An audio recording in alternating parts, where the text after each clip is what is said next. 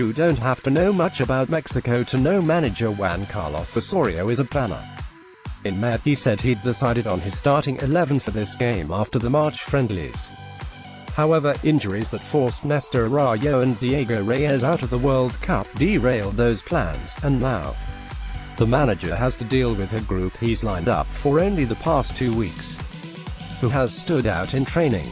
Are there any French players who have won his confidence? As we do before every Mexico match, Goal is projecting 3 possible lineups for El Tri. Let's take a look at how Mexico could line up in the biggest match in 4 years. Osorio didn't bring Jesus Molina to Russia, even though he knew Reyes was an injury doubt. Yet he knows he needs more force in the midfield than he did when his squad faced Germany in the Confederations Cup. That's why he could have both Hector Herrera and Andres Guardado sit back, and a free role to a player like Carlos Vela. Vela can drop behind Javier Chicharito Hernandez and play as a number 10 or overload the left side of defense where the left footer already enjoys playing.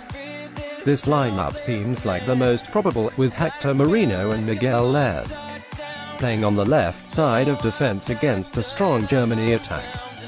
There are subtle tweaks that could be made here, though.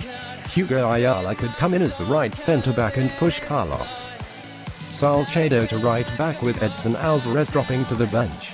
Or this could end up playing in a standard 4-3-3. Vela has played as an interior midfielder for El Tri before. Len is an incredibly versatile player, and his talents almost feel wasted at left back.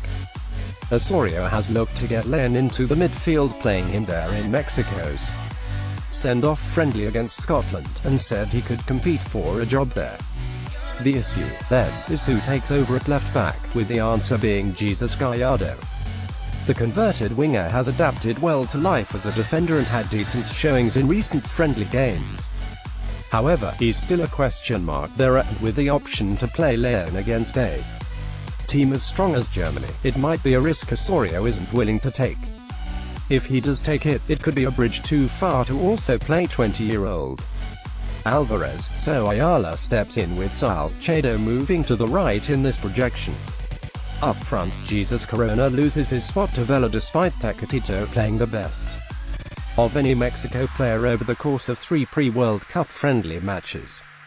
Osorio also could total surprise with a roster like this one, putting Alvarez straight into the starting 11 as the central midfielder. That would free up Herrera to do more going forward, but it would be a tough for the Club America man to see his World Cup debut come against the reigning world champion. Alvarez did play better in midfield than he did in defense during the friendly matches ahead of the tournament, so it's not out of the question.